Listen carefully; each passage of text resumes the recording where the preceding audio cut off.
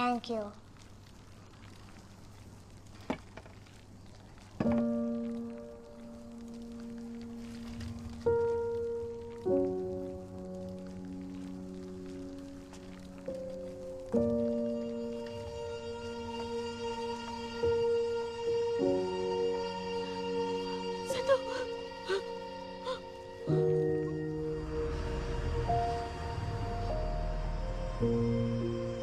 ఆ రోజు జరిగిన ఇన్సిడెంట్ గురించి మేమెవరితోనూ చెప్పలేదు.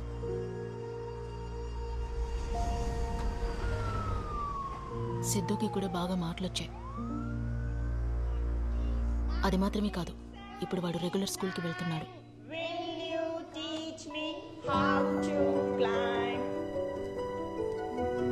కానీ అదితి మాత్రం ఆ ట్రామాలోంచి ఇంకా బయటికి రానేలేదు.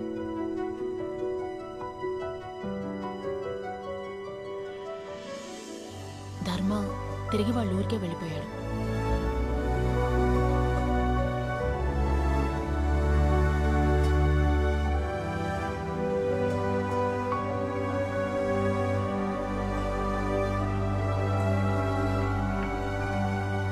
గౌతమ్ గురించి ఏం చెప్పాలో నాకు అర్థం కావట్లేదు.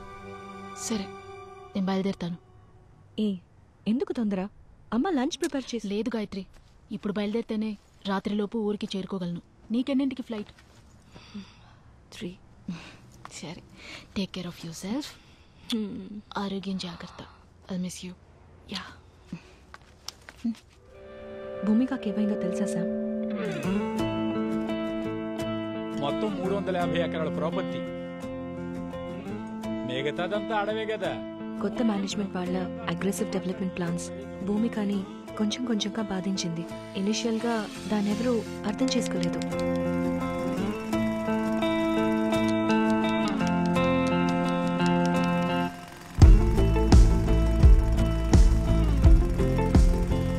కనీసాన్ని బెదిరించి కొన్ని నిజాల్ని దాచారు. బండి పట్టు పట్టకుండా థ్యాంక్ యూ చెప్పాలి సార్.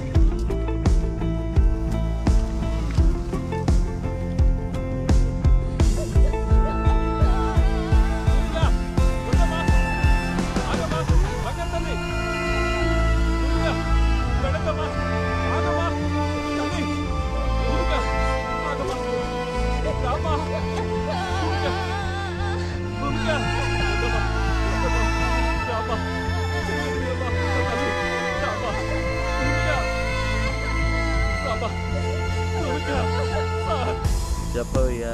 అన్న, ఒక పెళ్ళొచ్చి చెట్టు నరకుండా అడ్డుపడుతుందన్నా. చెట్టు నరకద్దని చెప్పు బాబు. ఆ అమ్మాయి మన లైబ్రరీయన్ కూతురే. నా కూతురు గురించి నీకు తెలియదు బాబు. ఆయన పక్కన తోసేసి పని చూడవయ్యా. పన్నెండుతో నేను మాట్లాడతాను బాబు. భూమిక వద్దమ్మా, భూమిక వద్దమ్మా, భూమిక తల్లి, తల్లి, నా బంగారు తల్లి.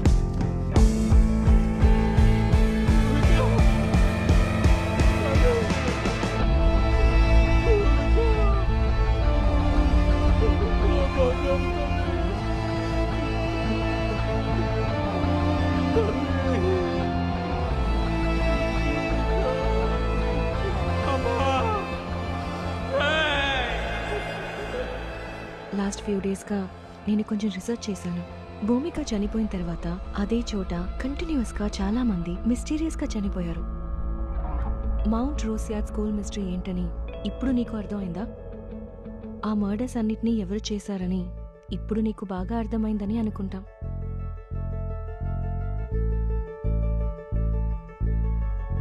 భూమిక వాళ్ళందరినీ ఎందుకు చంపిందని ఇంకా నీ మైండ్కి తట్టలేదా? అక్కడ చనిపోయిన వాళ్ళు అంతమంది స్టూడెంట్స్, టీచర్స్ కాదు, అందరూ కన్స్ట్రక్షన్లో ఇన్వాల్వ్ అయిన వాళ్ళు. తన ప్రాణాలతో ఉన్నప్పుడు తన చుట్టూ ఎలాంటి చేంజెస్ని ఇష్టపడలేదు. అప్పటిలాగే కరెక్ట్. ఇప్పుడు ఆ మొత్తం ఎన్వైరన్మెంట్ని తన స్పేస్గా మార్చుకుంది. ఒక చెట్టుని కాపాడడానికి తన ప్రాణాలు కోల్పోయిన భూమిక లాస్ట్ 8 yearsగా అక్కడున్న వాళ్ళందరినీ వెళ్ళగొట్టి నేచర్ని రీక్లెయిమ్ చేయించి ఒక ఈకలాజికల్ బ్యాలెన్స్ని రీస్టోర్ చేసింది. చాలా కాలం అయింది నాన్న. దాన్ని చెడగొట్టడానికి లోపలికొచ్చిన మనమే నిజమైన ఇది. 10 yearsగా అబాండన్గా ఉన్న ఈ ప్రాపర్టీలో చాలా చెట్లు చేమలు పుట్టలు ఇవన్నీ అనవసరంగా మొలిచాయి. అక్కడ ఏ డిస్టర్బెన్స్ జరిగినా తను ఓర్చుకోలేదు. అక్కడి నుంచి మనం బయటపడింది కరెక్ట్. గాయత్రి, నేను బయలుదేరుతా.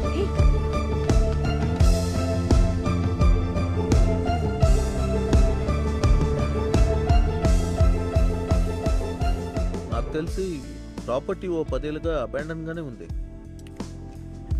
విషయం తెలిస్తే ఒక్కడు కూడా ఆ పక్కకి పోడు.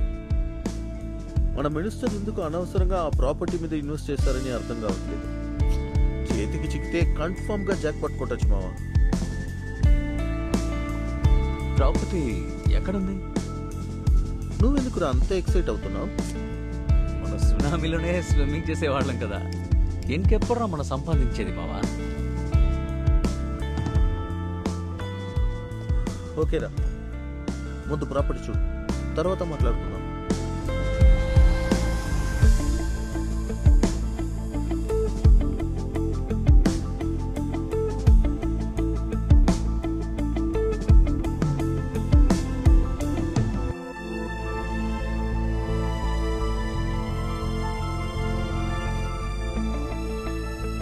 భయపడితే మనం బతకలేం గౌతమ్. ఏ అడ్డొచ్చినా మనం చూసుకుందాం. నేను చెప్తున్నాను, నువ్వు ఆ ప్రాజెక్ట్ టేకప్ చేయి. సార్, దీని డీటెయిల్స్ నేను మీకు 2 రోజుల ముందు మెయిల్ చేశాను. అయితే అయ్యా బాబాయ్, ఇలాంటి ప్రాజెక్ట్ మన ఊరికి వచ్చిందంటే అదిరిపోతుంది అయ్యగారు. సార్, ఈవిడ్నే మనం ప్రాజెక్ట్ చేయడానికి తీసుకురాబోతున్నాం. బాగా చిన్నపిల్లలా ఉందే, ఆ మొత్తం ఈ పిల్ల చేసింది. గాయత్రి గురించి నాకు బాగా తెలుసు. ఎంత మాట్లాడినా తను రాదు. ఎంత ఖర్చైనా పర్లేదు, ఈ అమ్మాయిని ఈ ప్రాజెక్ట్ లో చేయొచ్చు. దాని గురించి నువ్వు దిగులు పడద్దు, నేను చూసుకుంటాను. డీల్ పూర్తయింది. చెక్ వచ్చేసింది అనుకుంటా. కాంగ్రెస్ మావా, పోయిన వారమే డీల్ పూర్తయింది. దీనికి కృష్ణకి ఏంటి సంబంధం? ఈ కాంట్రాక్ట్ లో వాడు ఇన్వాల్వ్ అయ్యాడా? లేదు. గౌతమ్ బాబు, నువ్వే డెసిషన్ తీసుకోవాలి. పని మొదలెట్టేద్దామని చెప్పు. ఏం జరిగినా సరే పని మొదలెడతాం సార్. దీనికి భయపడి ఉంటే నేను ఇంత దూరం వచ్చేవాడిని కాదు. మరైతే ఆ ప్రాబ్లం? మీ అబ్బాయిని తను సుగపెడుతుంట. అది భూతమో పిశాచో అల్ల దైవం. మన పెద్దవాడు చుమ్మా పరైనదల్లా ఈ పూజా సంప్రదాయాలన్నీ శక్తిകളെ వశీం ചെയ്യുന്നത് వేండియా. ఈ శాస్త్రాలు తెలియకపోవడమే అన్ని సమస్యలకి కారణం. ஒரு நல்ல భూమి పూజ చేసేసి జోలి మొదలెడదాం సార్. പിന്നെ എല്ലാം നല്ലതുപോലെ సక్సెస్ అవుతుంది సార్.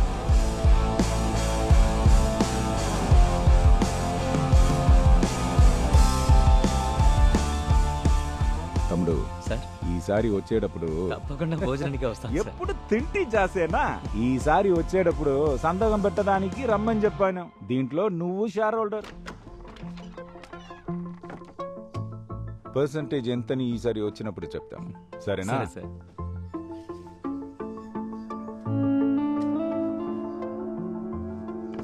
వస్తాను సార్. మంచిది, బయలుదేరు.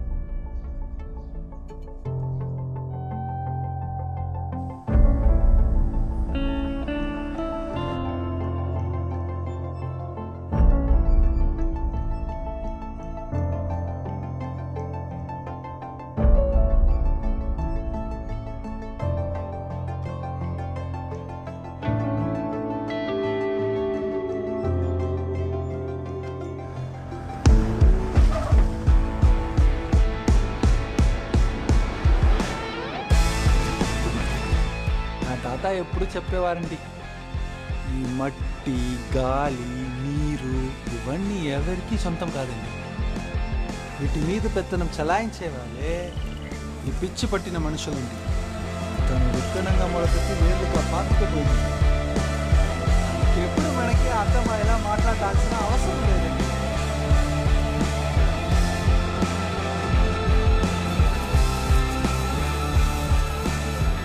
తను ఎన్నోసార్లు ఎన్నో విధాలుగా మీకు చెప్తూనే ఉంది, కానీ మీరు ఎన్నిసార్లు పడినా మహరరుగా. ఇక మీద మనం ఈ భూమి మీద ఉండాలంటే పొగరనుచుకొని నోరు మూసుకొని తను మీతో చెప్పేదాన్ని అర్థం చేసుకుంటే చాలు.